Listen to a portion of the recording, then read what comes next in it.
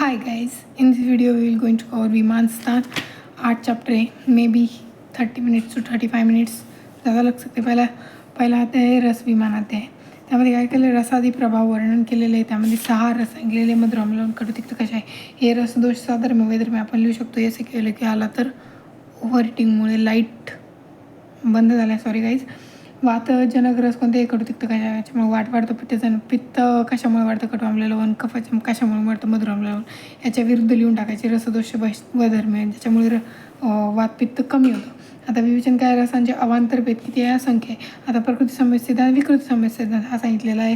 याच्यामध्ये प्रकृती संबंध म्हणजे काय की प्राकृत गुणांनी हानी होता जर संयोग व मिलन झाले, प्राकृत गुणांची हानी न होता जर संयोग व मिलन झाले तर त्याला प्रकृती संबंध सांगतात. फॉर एक्झाम्पल दुधाने जर पाणी मिसळलं तर त्याच्यातल्या दुधाची गुणांची हानी होत नाही वगैरे, त्यामुळे प्रकृती संबंध सिद्धांत. हा काय, रसाच्या प्रभावाचा आधार द्रव्य, दोषाच्या प्रभावाचा आधार काय, विकार आहे. एवढं लाईन. रस आणि दोष यांच्या द्रव्य आणि विकारांच्या ज्या संयोगाला मूलभूत रसदोषांचे प्राकृत गण नष्ट होत नाहीत, याला प्रकृती संबंध असे म्हणतात.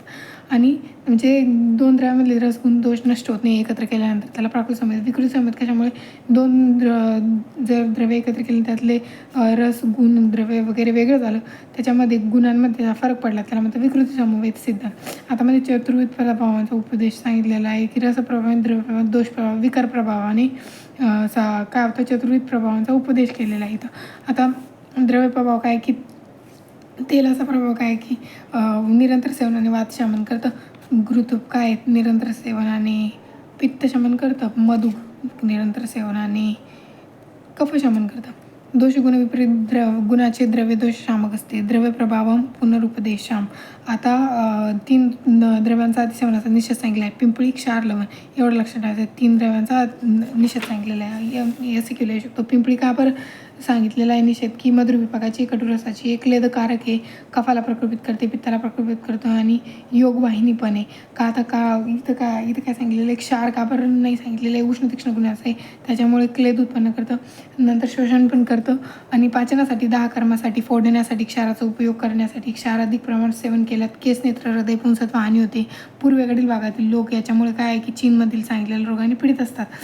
वरच्या रोगांनी अंध, नपुंसक, टक्कल, पांढरे केस झाले. लवण काय, उष्ण तीक्ष्ण असल्याने उपक्लेदी मल बाहेर काढणारे, विश्रमसने, अधिक प्रमाणात मीठ खाल्ल्याने तीक्ष्णता शिथिलता, दुर्बळ येते आणि ब्राह्मी, सौराष्ट्र, सिंधू सवरे लोक येते की दुधाबरोबर पण मीठ खातात, म्हणून त्यांच्यामुळे त्यांच्या शरीरात तुलतुलीत असतं, रक्त कमी असतं, कष्ट सहन करू शकत नाही ते लोक. आता इथं काय सातमे लक्षण कोणतं आहे की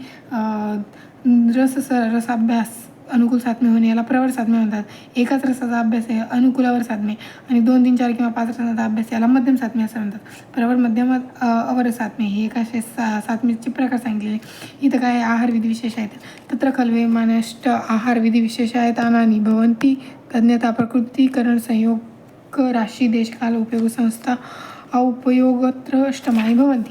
इथं हे सांगितलेलं आहे. प्रकृती म्हणजे काय की स्वभाव बघायचा द्रव्याचा कसा आहे की उष्ण तीक्ष्ण आहे, गुरु लघु आहे.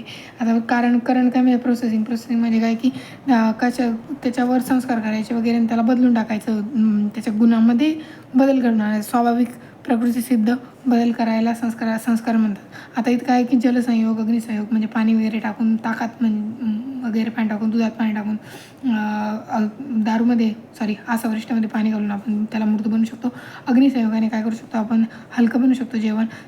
शौच, मंथन, शोधन. शौच म्हणजे शोधन करायचं, मंथन म्हणजे दही घुसळून ताक बनवायचं. देश म्हणजे काय, ब्राह्म्य रसायन शाखेच्या ढिगाऱ्याखाली ठेवणारे 6 प्रकार सांगितलेले आहेत. आता इथं सांगितलेले कालामुळे पण प्रोसेस होऊ शकतं की तांदूळ गुरु असतो, 1 वर्षात जुनं झाल्यानंतर तो लगवून जातो, म्हणजे वेळेनुसार पण द्रव्याचं बदलून जातं. वासन, केवड्याने गुलाबाने सुवासिक केलेले पाणी पित्तनाशक दाशामक असते. भावना, देची विषयाची मारकता दूर करण्यासाठी गोमूत्राची भावना दिली जाते. कालप्रकर्ष म्हणजे काय, आसवरिष्ठाचे संधान केल्यानंतर 2-4 सप्ताहानंतर ही तयार होतात आणि त्याचा आसवरिष्ठ गुण उत्पन्न होतो.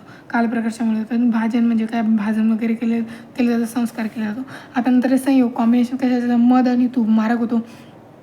मध, मासे, दूध यांचा संयोग कुष्ठकारक होतो. संयोग कसा असायला पाहिजे की कॉम्बिनेशन चांगला आणि वाईट दोन संयोग होऊ शकतात. मग मध तूप मारक असतो, मध, मासे, दूध यांचा संयोग कुष्ठकारक असतो. राशीमध्ये काय, क्वांटिटी किती प्रमाणात घ्यायचं, सर्वग्र प्रग्रह यामध्ये सांगितले. सर्वग्रमध्ये काय, स्वतंत्ररित्या कोणत्याही विशिष्ट प्रमाणात न घेता एकाच प्रमाणात सगळ्या वस्तू घ्यायच्या, म्हणजे जेवढा प्लेटभर भात तेवढंच प्लेटभर वरण, प्लेटभर पोळ्या एवढं घ्यायचं. याला म्हणजे सर्वग्रह. परिग्रह म्हणजे काय, 1 पोळी, 1 वाटी भात, अर्धा वाटी वरण, डाळ असं हे म्हणजे सर्व ठरवून घ्यायचं आहे, याच्यामध्ये निश्चित मात्रेत घ्यायचं आहे, याला एकच मात्रेत द्यायचं, सर्व मिळून एकच प्रमाण निश्चित घेण्यास सर्व ग्रहास म्हणतात.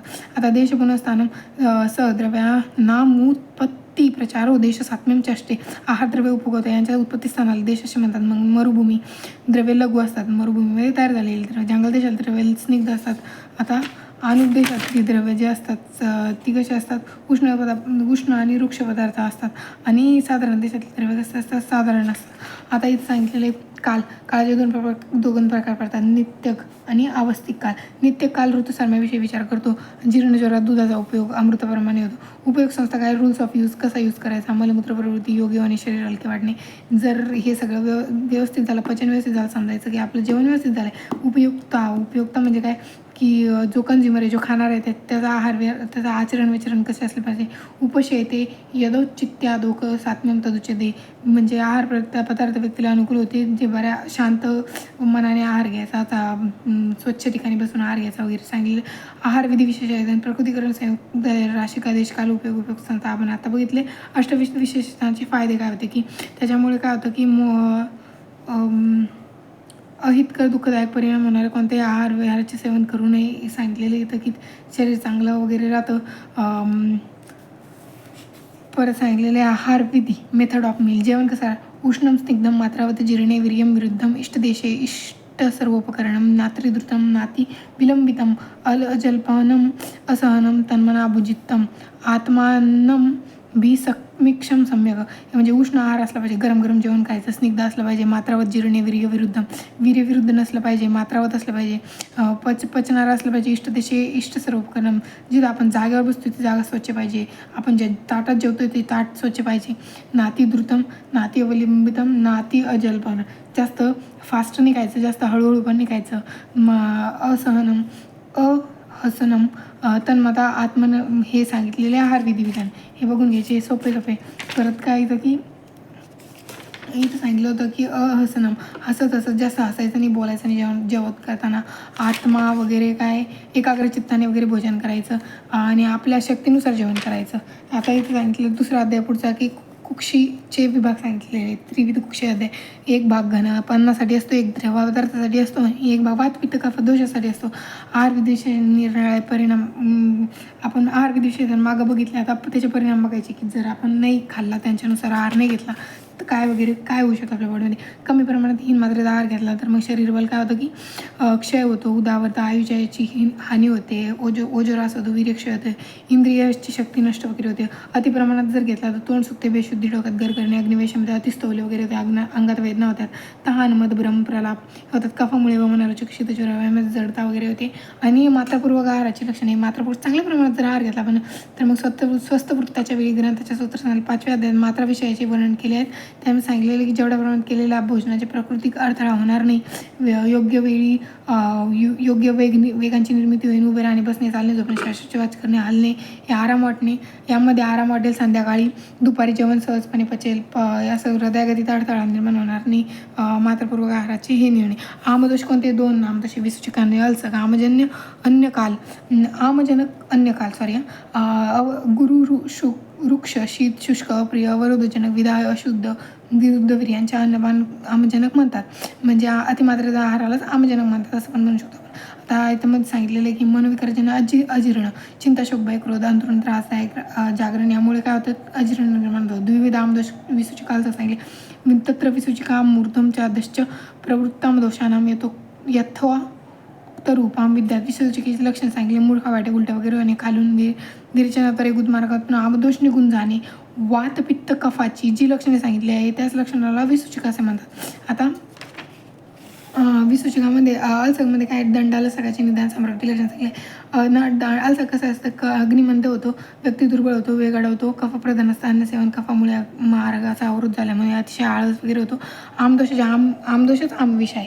विरुद्ध भोजन करणारे काय होतं, भोजन पचले नसतानाही भोजन, कच्चे अथवा न शिजलेल्या पदार्थांचे भोजन केल्याने आमदोषाची उत्पत्ती होते. आता आमदोष, अल्सक चिकित्सा आणि विसूचिका चिकित्सा. विसूचिकायाम तू लंघनम अग्रे विरिक्तम उच्चम वचानुपूर्वी. आता विसूचिकेमध्ये जी चिकित्सा करायची ती लंघनम वगैरे, म्हणजे सगळ्यात पहिले काय उपवास करतात, नंतर विरेचन वगैरे करायचं. आणि अलसकमध्ये काय करायचं आहे, सगळ्यात पहिले विरेचन वगैरे करायचं आहे, गरम पाणी देऊन वमन वगैरे करायचं आहे, नंतर उपवास करायचा आहे. अलसकमध्ये काय करायचं, सॉरी वमन करायचं, विरेचन नाही करायचं आहे. विसूचिकेमध्ये विरेचन करायचं आहे. आता इथे सांगितले आमदोषाची चिकित्सा, अपत्रपण लंघन, पाचन वित्री करायचे व रोग विपरीत औषध, हेतू व्याधी विपरीतार्थकारी औषधाचा प्रयोग करू इच्छितात. म्हणजेच जर तुम्हाला अतिसार वगैरे होत असेल तर तुम्ही विरेचन चिकित्सा आहे, छर्दी होत असेल तर वमन करायचं. ही आमदोषाची चिकित्सा आहे. कशी आहे, हेतू व्याधी विपरीतार्थकारी सांगितलेली इथं. हे पॉईंट एवढा लक्षात ठेवायचं. आमदोषातून मुक्त झालेल्या व्यक्तीची लक्षणे ती कशी असते की दोषाचे पतन झाल्यावर, अग्निप्रदीप झाल्यावर, दोष औषध देश काला शरीर सात्मसत्व प्रकृती आणि वायू यांच्या सर्वांचे अवस्था भेद आणि रोग यांना नीट समजून घेऊन मग अभ्यंग निरुबस्ते वासन बस्तिस्ते आव्हान विधिवत करावे. दोषांची अवस्था सांगितलेला आहे की क्षयवृद्धी, ऊर्ध्व अधगती असतात. त्यांच्यामध्ये देश काल, देश अनुजंगल, साधारण देश काल कोणते, ऋतुभेद, अहोरात्री, व्याधी कोणते, अल्पकालिक, दीर्घकालिक. आमदोषातून मुक्त झालेल्या व्यक्तीची चिकित्सा कशी करायची, बल, सहज, युक्तिकृत, कालकृत, उत्कृष्ट शरीर, स्थूलकृष्ट, सारवांसारहीन. आहार कोणते, प्रकृतीकरण 8 सांगितलेले. सातमे देश काल, रोग प्रकृती. सत्व कोणते, भय, शोक, हर्षदकांची प्रकृती, वात, जाती, वय, बल्य, यौन, वार्धक्य इत्यादी भेद हे सांगितलेले. आता पुढचा चॅप्टर आहे तृतीय अध्याय. कोणता आहे तो, जनपदोध्वंस. जनपदोध्वंसमध्ये काय इम्पॉर्टंट आहे, व्यापक रोगोद्भव होण्याची कारणे. औषधींमध्ये सूर्यव्यापक प्रभावाने योग्य प्रकारे होतात. त्याचप्रमाणे उपयुक्त वनस्पती काढून ठेव. आपल्याकडून चिकित्सा घेण्याची ज्यांची इच्छा आहे त्यांची चिकित्सा करायची आपली इच्छा आहे लोकांसाठी या औषधांच्या वीर्य, विपाक आणि प्रभाव यांचा उपयोग करायचा. आता काय आहे, जनपदोध्वंसासाठी अग्निवेशांचा प्रश्न सांगितलेला इथं सांगितलेलं आहे की जर सगळ्या लोकांचं भिन्न भिन्न प्रकृतीचे असतात, आहार वेगळे, सगळ्यांचं वेगवेगळं असतात, मग सगळ्यांना एकदमच एकसारखं व्याधी का होतो, त्यालाच जनपदोध्वंस म्हणतात. प्रकृती द्याभिर्भैर्व मनुष्यानाम येणे भावा सामान्यस्त गुण्यात समान काला समान लिंगश व्याधयो निबिडता जनपदम मुदंस येती ये काले भावा सामान्य जनपदेषु भवन्ति तज्ञता वायू उदकम देशकालम इति. देश इथं सांगितलेलं आहे की प्रकृती, आहार, देशकाल, भाव सगळं वेगवेगळं असलं तरी त्यांना सामान्यस्त वैगुण्यात खूप बाबी अशा असतात की त्या सारख्या असतात. सामान्य लिंगाचे त्यांचे लक्षणं पण सारखे असतात जनपदोध्वंस व्याधीमध्ये. याच्यामध्ये रोग उत्पन्न होणारे ते पण साध्य असतात. जनपद उजाड करतात, त्याच्यामुळे काय सर्वांगासाठी समान असणारे वायू, पाणी, देश, काळ हे भाव आहे जे की एक असतात. त्यांच्यासाठी काय वायू, काल हे सारखे, त्याच्यामुळे त्यांना सगळ्यांना सारखे लक्षण वगैरे उत्पन्न. विकृत वायू, विकृत जल, विकृत देश, विकृत काल यांचे लक्षण सांगितले. विकृत वायू काय की ऋतूच्या विरुद्ध वाहणारा, जो अति जोरात वाहणारा, चक्रीवादळाचा हवा, अप्रिय गंधाचा. विकृत जलाचे लक्षण घाणेरड्या वासाचे, तळे विहिरी साचलेले, गुणहीन असणारे, पाण्यातील प्राणी निघून गेलेले, जिथं पाणीच नाही तिथं प्राणीच नाही राहत तसे पाणी, चिकट असणारे, बुळबुळत असणारे. भूमी कशी असती विकृत भूमी, स्वाभाविक वर्णगंध स्पष्ट विकृत नसलेला, ज्यात खारटपणा किंवा आर्द्रता अधिक असते. साप, हिंस्र जंतू असतात तिथे, झाडे झुडपे अधिक असतात, वेलीचा पसारा असतो, विजा कोसळतात, झाकळ वृक्ष तांबडे पांढरे, सूर्य जग ताऱ्यांना झाकावून टाकत असतील, अंधाराने घेरून टाकलेल्या असतात. किंचाळल्या काट्यांप्रमाणे रडण्याचे आवाज जिथे येतात, वारा धूरयुक्त असतो, पक्ष्यांचा कलकलाट फार मोठा असतो. ती झाली विकृत भूमी. विकृत काल कोणता की विपरीत लक्षणे, ऋतूची लक्षणे हीनता अधिक प्रमाणात दिसून येतात, ती झाली विकृत. जनपदोध्वंसाची कारणे काय, तेच विकृत वायू, जल, देश, काल यांच्या तज्ज्ञ विद्वान जनपदोध्वंस कारण म्हणतात. आता इथं काय की जनपदोध्वंस रोग भयमुक्ती कशी करायची. वाताधिकांमध्ये वैगुण्य झाले तरी उचित औषध सेवन केल्याने रोगोत्पत्तीची भीती उरत नाही. आता देश आदींमध्ये परस्पर प्राधान्य. जनपदोध्वंसक रोगाची सामान्य चिकित्सा कशी करायची, औषधांची चिकित्सा करायची, रसायन चिकित्सा करायची. पंचकर्म श्रेष्ठ चिकित्सा मानलेली जनपदोध्वंसामध्ये. त्याच्यामध्ये नंतर सांगितलेले रोग मृत्यू काय असेल, काल हे 4 दूषित असले औषधींची चिकित्सा केल्यावर लोक रोगी होत नाहीत. म्हणजेच पंचकर्म आणि रसायन चिकित्सा एवढं लिहून टाकायचे. नंतर जीवनरक्षक औषधं म्हणजे जीवनिगनातील द्रव्य द्यायची, त्यांना शांती राखणे, स्वरक्षण करणे, हितकारक ठिकाणी राहणे, ब्रह्मचर्य पाळणे, ब्रह्मचर्याची सेवा करणे, देवांचे पूजन करणे, धर्मशास्त्र कथा ऐकणे, महर्षी चंद्रिय पुरुषांच्या चर्चा ऐकणे, सात्विक वृद्धांची चिकित्सा करणे, हे पण एक जनपदांच्या चिकित्सेमध्ये आपण लिहू शकतो. परत काय की वायू उत्तेजन विकृत मूळ कारण अधर्म आहे. म्हणजे जनपदांचे मूळ कारण काय, अधर्म आहे. हे का वायू, देश, काल, भूमी ते तर नंतरचं कारण झालं. ह्या म्हणणे त्यांचं की जेव्हा देश, कालनगर निगम आणि जनपदातील प्रमुख व्यक्ती धर्माच्या बाहेर जाऊन अधर्म वागतो, जनपदात लोकांची लोभ वगैरे वाढतो, लोकांमध्ये ईर्ष्या वगैरे वाढतात, त्यामुळे तो वाईट कामं करतो, धर्माच्या विरुद्ध वागतो, पृथ्वी विकारग्रस्त होते, त्यामुळे तो निर्माण होतो. युद्धजन्य लोकसंहाराचे कारणसुद्धा अधर्मच आहे. म्हणजे युद्ध का बरं होतं? शस्त्रप्रहारामुळे होते. जनपद ध्वंस होतो, जो हिरोशिमा नागासाकी. तिथं काय कशामुळे होतो की व्यक्तीमध्ये लोभ, क्रोध वगैरे वाढतो, त्याच्यामध्ये अहंकार वाढतो, दुर्बळांचा तिरस्कार करायला लागतो तो, आणि आपल्याच किंवा परक्या लोकांच्या नाशासाठी एकमेकावर शस्त्र आक्रमण करतात, त्यामुळे पण जनपद ध्वंस होतं. अधर्मजन्य अभिशापामुळे जनपद ध्वंस. आता अभिशापामुळे कसं होतं की गुरुजन, वृद्धजन, विद्यावृत्ती, सिद्धजन, ऋषीपुरुष काय करतात? अहितकर आचरणामुळे आपल्याला शाप वगैरे देतात, तेव्हा त्या लोकांचा नाश होतो, जे लोक कोणी त्यांना त्रास देत असेल त्यांच्यामुळे. अधर्मामुळे लोभ उत्पत्ती प्राचीन काळी झाली. इथं सांगितलेले की अधर्माची उत्पत्ती कधी झाली, एवढं लक्षात ठेवायची गरज नाही. एवढं लक्षात. सतयुगामध्ये काय झालं? लोभाचा जन्म झाला. त्रेतायुगामध्ये ज्वाराचा जन्म झाला.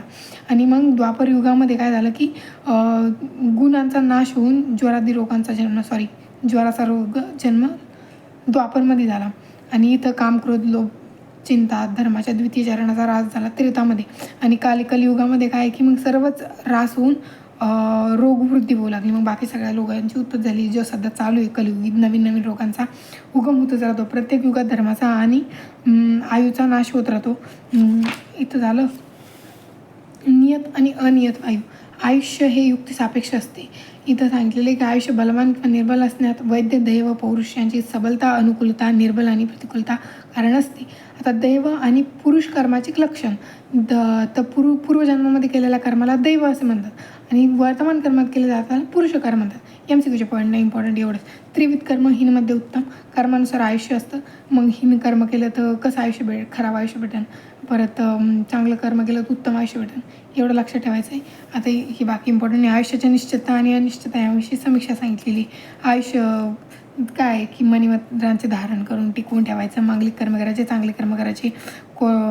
सर्वांच्या सांगितलेलं की सगळ्यांचं जर आयुर्मान निश्चित असतं तर कोणीही कोणाला भिलं नसतं, साहसयुक्त कामांपासून घाबरलं नसतं, कोणी काही पण काम करायला घाबरलं नसतं, त्यांनी कशाचीच भीती बाळगली नसती.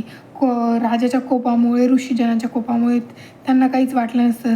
त्यामुळे सर्वांच्या आयुर्मान निश्चित असते तर कोणाचाही अकाली मृत्यू झाला नसता. त्यामुळे आयुर्मान काही निश्चित नाही, एवढं सांगितलं. यामध्ये बाकी फापट पसार आहे. नंतर काल, नियतकालीन, अकाल, अनियतकालीन मृत्यूच्या बाबतीत तर शरीर संबंधित आयुष्य बलवान असले, स्वस्थ वृत्ताच्या नियमानुसार आचरण केले, शरीर घटक त्यांच्यात हळूहळू क्षीणता होत आहे. ठराविक प्रमाणापेक्षा क्षीण झाल्यावर जेव्हा त्यांचा क्षय होतो तेव्हा त्याला काल मृत्यू म्हणावे. म्हणजे स्वाभाविक पद्धतीने जर मृत्यू झाला त्याला काल मृत्यू म्हणावे. आणि जर मध्येच मध्येच कोणाचा जर मृत्यू झाला, शरीराचे आयुर्मानसुद्धा शक्तीपेक्षा अधिक प्रमाणे झाले, शरीर वेडेवाकडे उंच खाली विषम ठिकाणी ठेवून ॲक्सिडेंटमध्ये वगैरे झालं, त्याला अकाल मृत्यू म्हणतात. एवढं समजून घ्यायचं. इथं पापड पसार आहे सगळ्यात, ते लिहू शकतो आपण. ज्वरामध्ये उष्ण जलाचा उपयोग करायचा. मागं आपण बघितलं ज्वर निदान अध्यायामध्ये, तिथं घृताचा उपयोग करायचा. इथं सांगितलेलं आहे की उष्ण जलाचा उपयोग करायचा. ही कोणती चिकित्सा झाली? हेतू, व्याधी, विपरीतार्थकारी. आता इथं सांगितले ज्वरात उष्ण जल देण्याचे फायदे काय सांगितलेले. ज्वरपीडित व्यक्तीचे शरीर रोगाचे निदान, देश, काल यांचा योग्य विचार करून दोषाचे पचन करण्यासाठी उष्ण जलाचा उपयोग करावा. ज्वराची उत्पत्ती आमाशयातून होतो. आमाशयात होणाऱ्या रोगांचा उपचार प्राय पचन, वमन, अपतर्पण करून होणाऱ्या औषधांचा उपयोग केला जातो. वैद्य लोक अधिकांशाने ज्वर रोग्यांमध्ये उष्ण जल देतात. उष्ण जल काय करतं की वाताचे अनुलोमन करतं, जाठराग्नी प्रतिपुक्त करतं, हे लवकर पचतं आणि कफाला सुकवितं. थोडे पचल्याने तहानेचे, तृष्णेचे शमन होते. आणि मग उष्ण काय, आणि परत काय की हे आपण नॉर्मल ज्वरमध्ये देऊ शकतो, पण अधिक ज्वर जर वाढलेलं असेल त्यामध्ये द्यायचं नाही उष्ण जल. पित्त ज्वरामध्ये दाह असेल उष्ण जल देऊ नये, त्याच्यामुळे अधिक वाढू शकतो तो. आता निदान विपरीत चिकित्सा सांगितलेली इथं की रोगांची सुद्धा चिकित्सा निदान विपरीत केली जाते. अपतर्पणामुळे उत्पन्न होणाऱ्या रोगांची चिकित्सा संतर्पणाशिवाय होत नाही, आणि संतर्पणामुळे होणाऱ्या रोगांची चिकित्सा अपतर्पणामुळे होत नाही. म्हणजे हेतू विपरीत, ज्याचं रिझन आहे तशी विरुद्ध चिकित्सा त्याची. 3 प्रकार सांगितलेले अपतर्पणाचे. त्रिविध अपतर्पण आपण त्याला म्हणतो की लंघन पाचनम, दोषावसेचनम. लंघनमध्ये काय सांगितलेलं आहे, कमी बलाचा माणूस असेल अल्पबल माणूस असेल, पाचक अग्नी वायूंचे बल वाढते, त्याला लंघन द्यायचं. वातादी दोष मध्यम बल असेल, त्याला लंघन आणि पाचन द्यायचं. उपवासाने दोष कोरडा होतो आणि पाचनाने दोषांचे शोषण होते. आणि दोषाचे अवशेषण, खूप मोठ्या प्रमाणात दोष वाढलेले असते तेव्हा दोषाचे अवशेषण म्हणजेच वमन विरेचन करायचे, एवढं लक्षात ठेवायचं. याच्यामध्ये लंघन काय, अल्पबल व्यक्ती, मध्यम बल व्यक्ती आणि खूप चांगलं बल असेल आणि दोष जास्त वाढलेले असेल, दोष निर्हरण, दोष अवशेषणमध्ये अपतर्पण, त्रिविध अपतर्पणे. आता इथं सांगितलेलं आहे की अशुभ कर्म निषेध देशाचे प्रकार सांगितलेले, जांगल अनुप साधारण एवढं सांगितलेलं आहे की इथं एवढं लक्षात ठेवायचं फक्त की MCQ पॉईंटच्या हिशोबानं जिथे भरपूर पाणी वृक्ष मोठ्या प्रमाणात असतात त्याला अनुपदेश असे म्हणतात. आणि खूप रोग असतात तिथं. आणि इथं काय की रोगांचे प्रमाण जास्त नसेल आणि वृक्षांचे प्रमाण पण फार नसेल, पाणी पण फार नसेल, त्याला साधारण जल असे म्हणतात.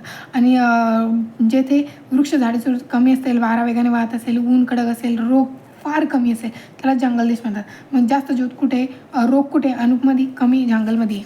आणि साधारण देशामध्ये काय जास्त पण नाही, कमी, मीडियम आहे. आता चौथा अध्याय कोणता आहे की त्रिविध रोग विशेषज्ञ आहे. आता आप्तोपदेश प्रत्येक रोगाविषयीचे 3 साधने सांगितलेली आहे रोग विशेष ज्ञानाची. आप्तोपदेश, प्रत्यक्ष, अनुमान. हे तर आपण लिहू शकतो, हे तर इझी आहे एकदम. आता नंतर आहे की इथं सांगितलेलं आहे की प्रत्यक्ष प्रमाणामुळे कसं ज्ञान होतं, श्रोतेंद्रिय, ज्ञानेंद्रिय, नेत्रेंद्रिय, रसपरीक्षा, घ्राणेंद्रिय, स्पर्शनेंद्रिय होणार सांगितलेलं आहे. आता परत सांगितलेलं आहे हे एवढं थोडासा हा बॉक्स मला इम्पॉर्टंट वाटला आहे. पचन क्षमतामध्ये अग्नी, अनुमानाच्या आधाराने आपण कसं अनुमान करू शकतो हे सांगितलेलं आहे इथं. पचन क्षमता,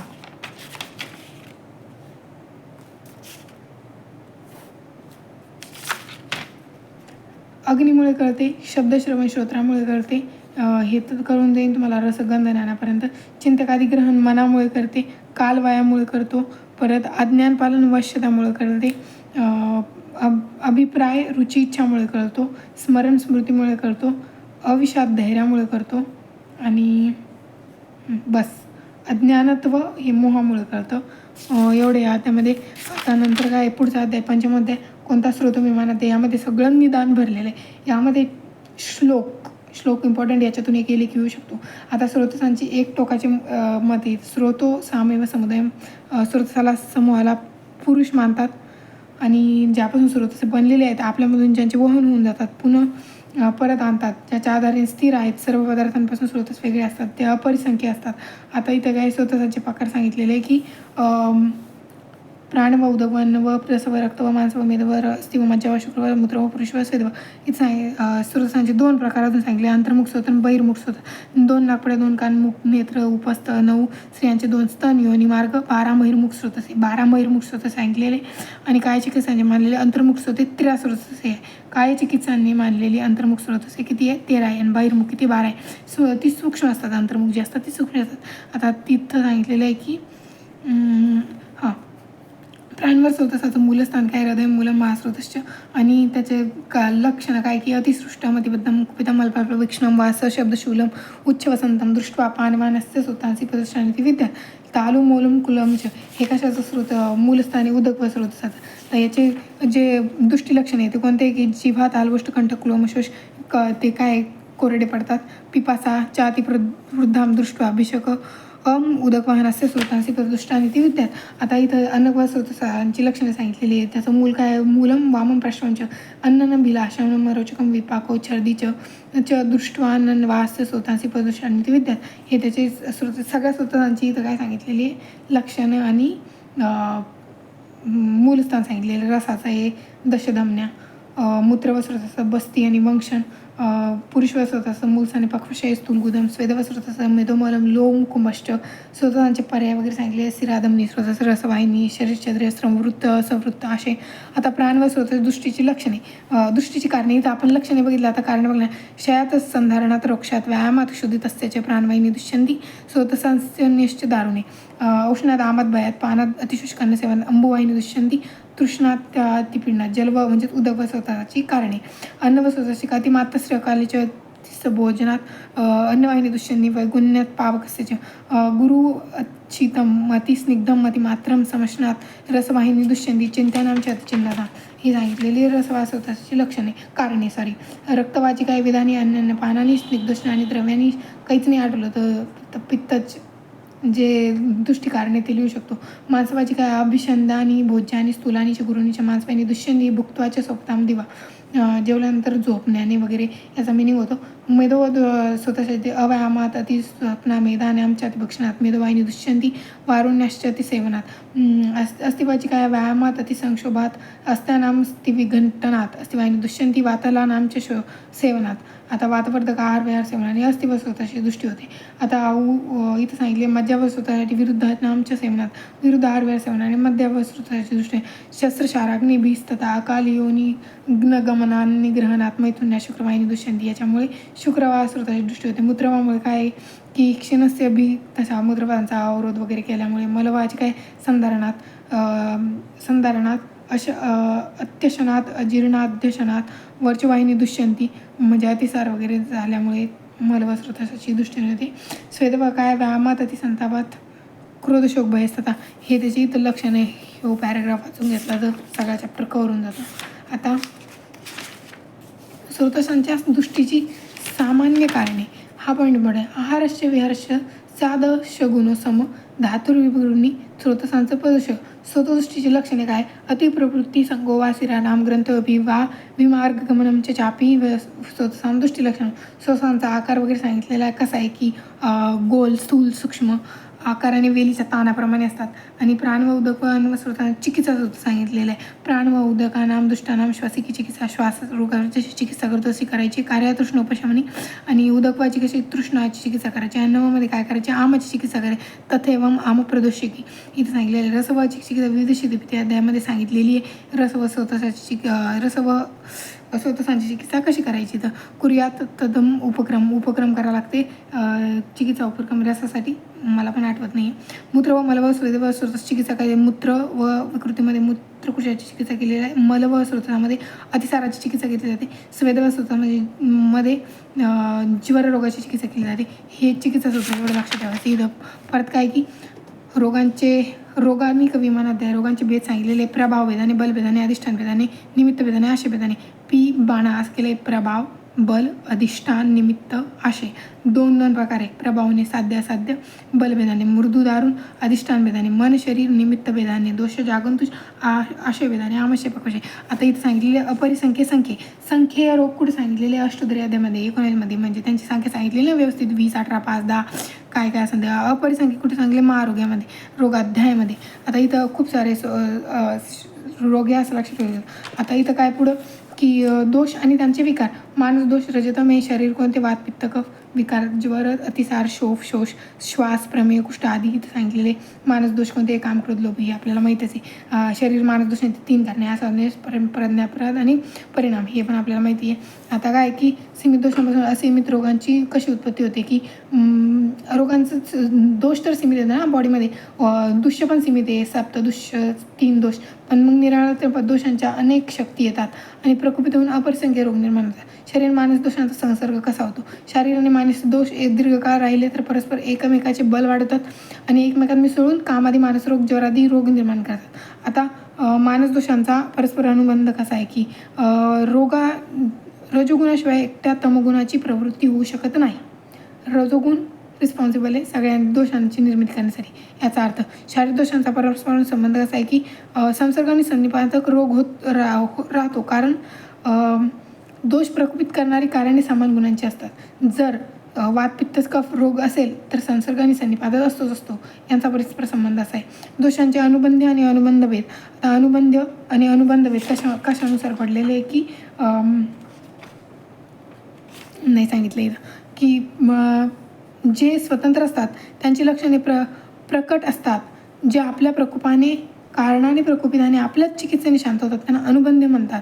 म्हणजे ते एकटे असतात एकाने स्वतंत्र असतात लक्षणे पण प्रकट असतात आणि प्रकोप कारणे पण दिसतात. प्रधान असतात त्यांना अनुबंध म्हणतात. आता इथं काय अनुबंध रोग असतो तो विरुद्ध असतो. याच्या अनुबंधाच्या लक्षणाचे असतील दोष तर 3 दोषांच्या संयोगाला सन्निपात दोष संयोगाला संसर्ग म्हटले जाते. अनुबंधाच्या भेदांनी दोषांचे अनेक प्रकार पडतात.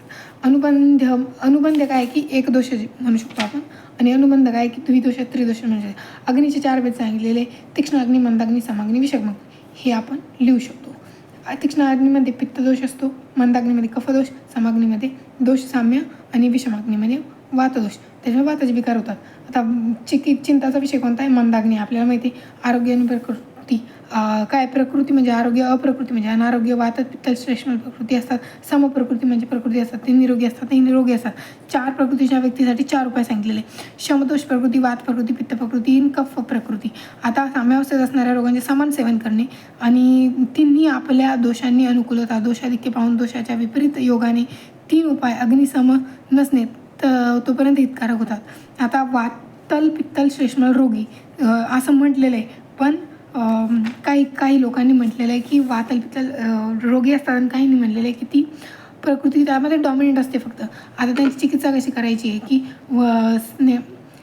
स्नेहन वातच रोगांची करायची: स्नेहन, स्वेदन, स्नेहयुक्त उष्ण मधुर आहार सेवन, उद्वेष्टन, उन्मार्दन, सिंचन, अवपीडन, विस्रासन, विस्मापन, परिषेक, वित्रासन म्हणजे गाभा उरवणे, विस्मासन म्हणजे चकित करणे वगैरे. आणि पित्ताच प्रकृतीच्या लोकांची चिकित्सा कशी करायची आहे की कषायतिक्त मधुर आहार द्रव्य द्यायचे आणि मलसंचयन, प्रियंगू, शीत द्रव्यांनी त्यांचा लेपन वगैरे करायचे. कर्णप्रिय मृदू मधुर गाणे ऐकायचे, माळा घालून फिरायचे, वाऱ्याचे सेवन करायचे, थंड जागेत थांबायचे, शीतल गृहामध्ये थांबायचे. कफ प्रकृतीची चिकित्सा सांगितलेली आहे कशी की कटुतिक्त कषाय द्रव्यांचं सेवन करायचे, खेळायचे, मैथून करायचे, व्यायाम करायचे, शरीर मंथन करायचे, स्नान करायचे, हळूहळू चालत राहायचे, तीक्ष्ण मद्यांचे सेवन करायचे, धूम्रपान करायचे. सर्व कफ प्रकृती सांगितले. राजवैद्याची लक्षणे कशी सांगितलेली: सर्व रोग विशेषज्ञ, सर्व कार्य विशेषवित, सर्व भेषज तत्वज्ञ, रज प्राणात्पती भवेत. सगळ्या रोगांचं ज्ञान असलं पाहिजे, सगळ्या कार्यामध्ये चांगला हुशार असला पाहिजे, सगळ्या औषधींचं ज्ञान असलं पाहिजे हे सांगितलेलं आहे. सप्तमोध्यायामध्ये काय सांगितलेलं आहे की व्याधिरूपित अध्याय यामध्ये सगळं गुरुव्याधीत लघुव्याधीत रोगी हे तर इझी आहे, कळून जाईल. आणि गुरुव्याधीत गंभीर रोगग्रस्त असतात, मृदू प्रभावाचे संशोधन करायचे, रोगाचे दोष अधिक प्रकोपित असतात. आणि लघुव्याधीत रोगाला काय करायचे?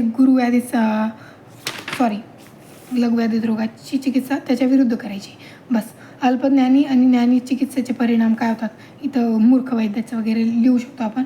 कृमीरोग संदर्भ कुठून कृमी सांगितलेली इथं सहज वैकारिक कृमी.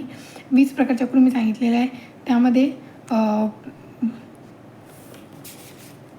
त्यांचं बाह्य म्हणजे मलज आणि आभ्यंतर कृमी सांगितले आहे. कारण स्वच्छता न राखणे, केस दाढी श्रम पापण्याच्या ठिकाणी होतात. आकृती कशा लहान तिळाच्या आकाराच्या असतात, वर्ण कसा काळा पांढरा असू शकतो. युवा पिलिका ह्या बाह्य कृमीचे प्रभाव कसे खाज उत्पन्न वगैरे करतात. चिकित्सा काय करते? त्यांना ओढून बाहेर काढावं लागतं. रक्तच कृमींचे निदानाआधी कारणे सांगितलेले. तांब्याप्रमाणे लाल असतात, केशात लोमात लोमद्विज औदुंबर सौरस हे त्यांचे प्रकार सांगितलेले. आणि हा पॅरेग्राफ बघून घ्यायचा, फ्लोचार्ट. रक्तच कृमी कसं आहे? ओके सोलो जलो ही ट्रिक केलेली मी ना. औदुंबर, केशाद, सौरस, लोमद्वीप, जंतुमाता, लोमात. इथं श्लेष्मज काय मध्ये काय झालं? सौ अंत्र मौरा ही ट्रिक अशीच रँडम केली होती. पुरुषांमध्ये कमलेस, सासू, ककेरुक, मकेरुक, लेल, सशुल, सुरात. आता कृमींचे चिकित्सा सूत्र काय? सर्वप्रथम कृमींची अपकर्षण चिकित्सेने करावी. त्यांचे चिकित्सा सूत्र सांगितलेले इथं की अपकर्षण, प्रकृती विभाग, निदान परिवर्जन. अपकर्षण म्हणजे काय? शिरोविरेचन, वमन विरेचन असतं पण द्यायचं म्हणजे बाहेर खेचून काढायचा. प्रकृती विकास म्हणजे काय की कडुतिक्त कशा उष्णद्रव्य प्रयोग करायचा. आणि निदान परिवर्जन म्हणजे काय की कृमी निदानात सांगितलेल्या भावांचा त्याग करावा. म्हणजे जे मधुर द्रव्यांमुळे झालेले, गोड पदार्थांमुळे झाले ते त्याचा त्याग करून टाकायचा. आता इथं सांगितलेले अपकर्षणमध्ये वमन विरेचन, आस्थापन बस्ती वगैरे त्याचं सांगितलेलं आहे की उभयमार्गी संशोधन कसं करायचं? दोन्ही मार्गाने संशोधन, वमन विरेचन. संशोधनाची क्रिया वगैरे सांगितलेली इथं. कडुतिक्त कशा रसात मग अनुवासन, संसर्जन कर्म करावे. प्रकृती विभाग म्हणजे काय की त्याचे जे मेन रिझन आहे तेच काढून टाकायचं, तेच करायचं नाही. समजा काय म्हणते त्याला, विडंग तेल मीठ घालून पोटात कृमी झाले आहेत ते द्यायचे. नंतर आंबट कांजी ताकात पिंपळी मूळच्या वेळेस सुंठ घालून पिण्यास द्यायचे. आणि कृमीनाशक पुपलिका केक्स बनवायचे, कृमीनाशक. त्यामध्ये हिरडा बेरडा घालायचा आहे, कृमीनाशक द्रव्य घालायचे आणि ते खायला द्यायचे. नंतर कृमी प्रकृती बघा चूर्ण वगैरे बनवायचं, भल्ला तक तेल विरेचन करू शकतो आपण, अनुवासन पण करू शकतो, कृमीघ्न तिळ तेल असतं स्नेह विरेचन करू शकतो. आणि पुरुषज आणि श्लेष्मश कृमींची चिकित्सा कशी करायची आहे की कवच कृमींना हटविण्यासाठी अधिक मात्रा नसे व्यवमान विरेचन वगैरे करायचे. इथं सांगितलेले सर्व रोग चिकित्सा सूत्र काय की संशोधन, संशमन, निदान, परिवर्जन. आता इथं सांगितलेलं आहे की चिकित्सा सांगितलेली आहे, भल्ला तक तेल विरेचन, अनुवासन, कृमीघ्न तेल, कृमी प्रकृती व घातचूर्ण, कृमीनाशक पुटलिका. हे जरी लिहून आलं तर एक्झामिनर मार्क देऊन देतो. आता इथं सांगितलेले शास्त्र परीक्षाचे 3 हे सांगितलेले गोष्टी, शास्त्र परीक्षा, आचार्य परीक्षा म्हणजे ट्रेटरीजची परीक्षा कशी करायची, आचार्याची परीक्षा कशी करायची. तर शास्त्रज्ञान कसं होईल आपल्याला, अध्ययन, अध्यापन, तद्वित संभाषा.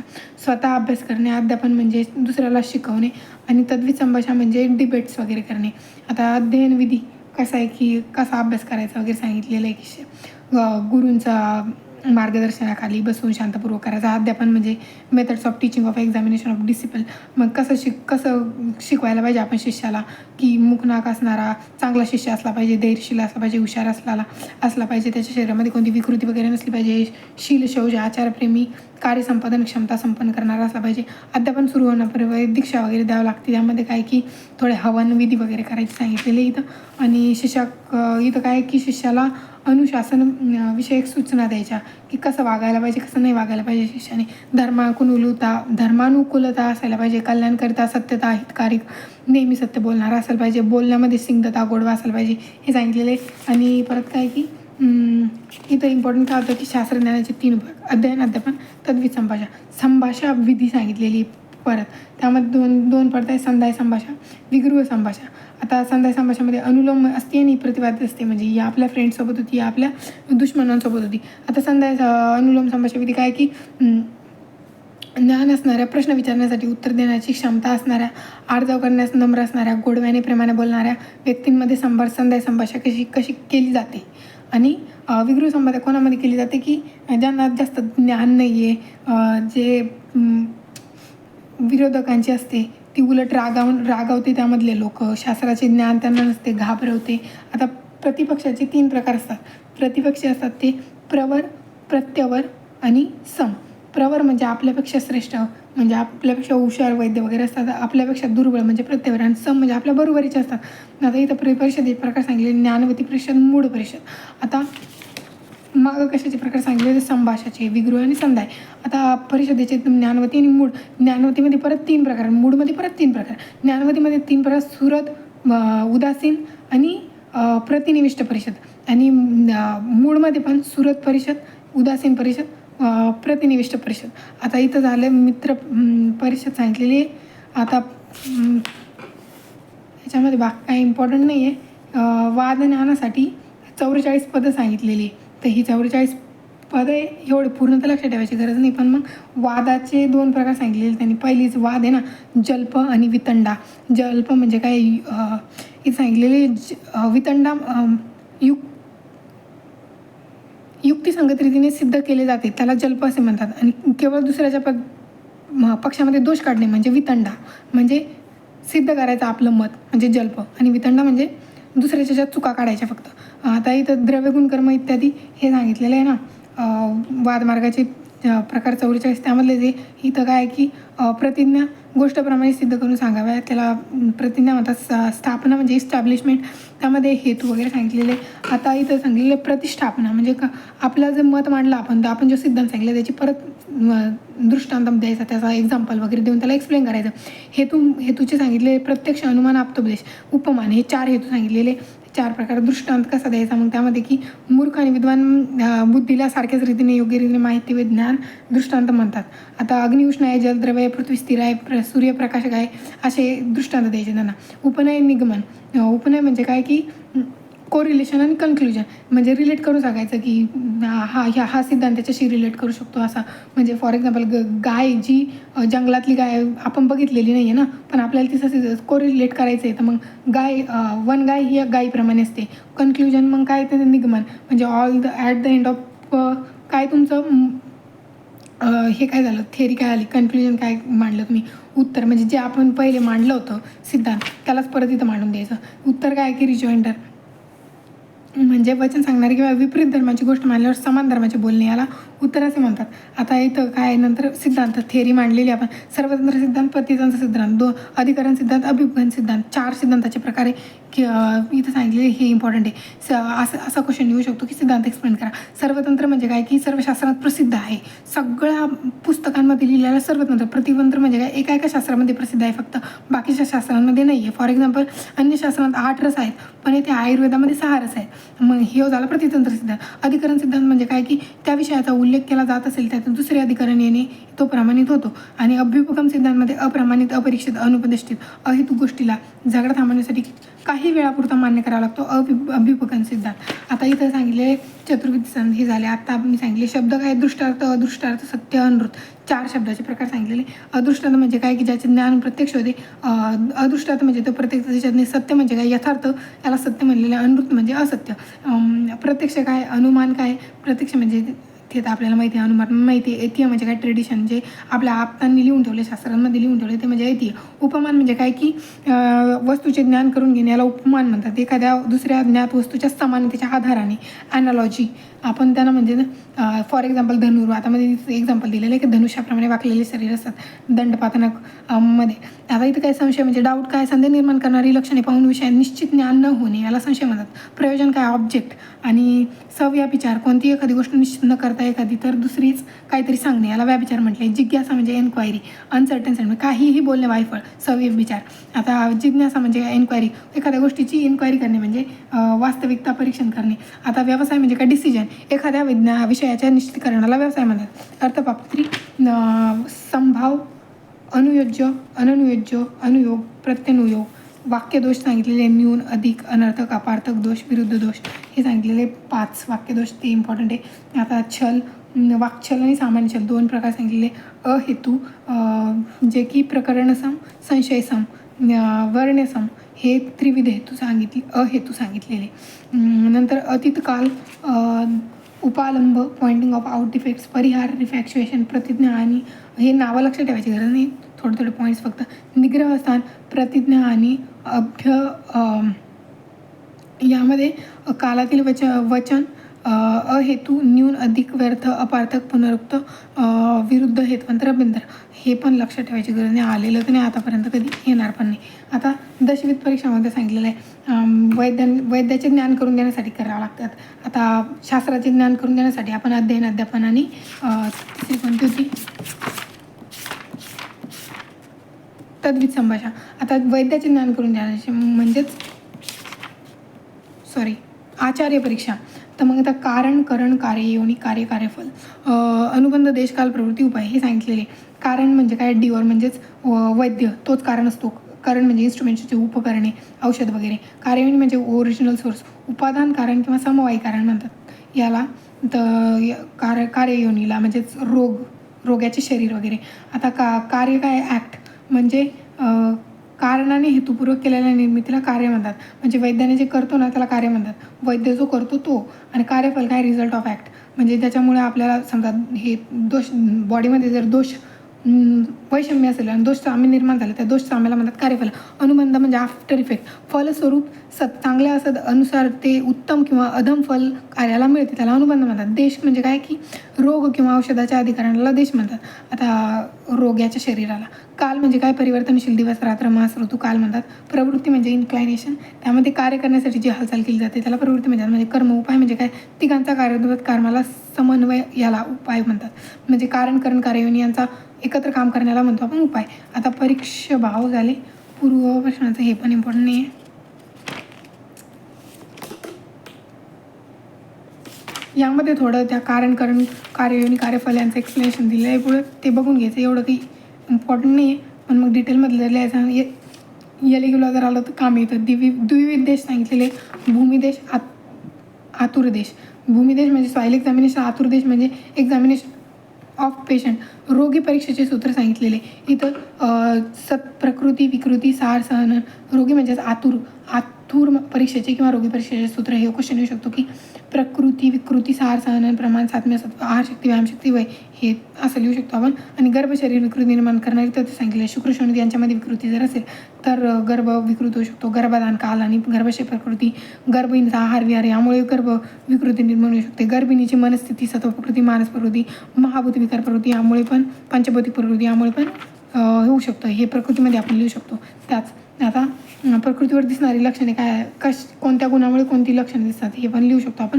पित्त प्रकृतीची लक्षणे कशी असतात ते गुण लिहायचे. पित्त प्रकृतीचे उष्ण, तीक्ष्ण, द्रव, विस्र, कडू, आम्ल, रस आणि त्याच्यावरून त्याचे लक्षणे कसे दिसतील ते लिहायचे. आपण ते लिहू शकतो. वातामध्ये पण वृक्ष, लघु, चल, बहु, शीघ्र, शीत, परुष, विषद हे गुण लिहायचे आणि त्याचे हे लिहायचं पुढं लक्षणे कसे दिसतात ते द्यायचे. आता द्वंद्वज प्रकृती सांगितलेली इथं ते मिक्स लक्षणे लिहू शकतो आपण. दोष प्रकृती कोणत्या आहेत सांगितलेलं आहे. वात प्रकृती, पित्त प्रकृती, कफ प्रकृती, वातपित्त, वात कफ, कफ पित्त आणि त्रिदोष. सत्व अथवा राजस कोणत्या आहे, सात्विक, राजस, तामस. यामध्ये सात्विकमध्ये ब्रह्म, अर्षेंद्र, याम्य, वारुण, कुबेर, गांधर्व. राजसमध्ये असुर, राक्षस, पैशाचे, सार्प, पैत्य, शाकुर, पाशव, मत्स्य, या तामस 3 आहे. या 3, 4, 5 राजस आहे आणि 7 सात्विक आहे. ह्या प्रकृती लक्षात ठेवायच्या आणि यांच्या लक्षणं वगैरे सांगितलेले मग पुढं नंतर सार परीक्षामध्ये हे सांगितलेले. त्वक सार, सरमान सार, मेद सार हे सांगितलेले. आणि सात्म्य परीक्षा प्रवर सात्म्य, अवर सात्म्य, मध्यम सात्म्य. एकाहून अधिक रस सात्म्य असेल तर मध्यम बल हे आपण मागेच बघितले.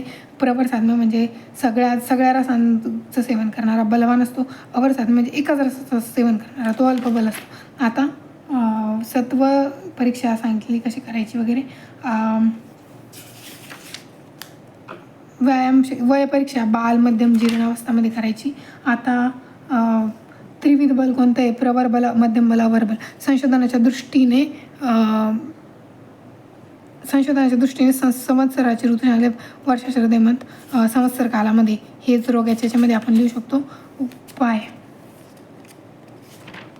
पंचकर्मासाठी द्रव्य संग्रह सांगितलेला आहे. वमन द्रव्य, विरेचन द्रव्य याच्यामध्ये मधुरस्कंद हे सगळं आयुर्वेद द्रव्य दिलेलं आहे.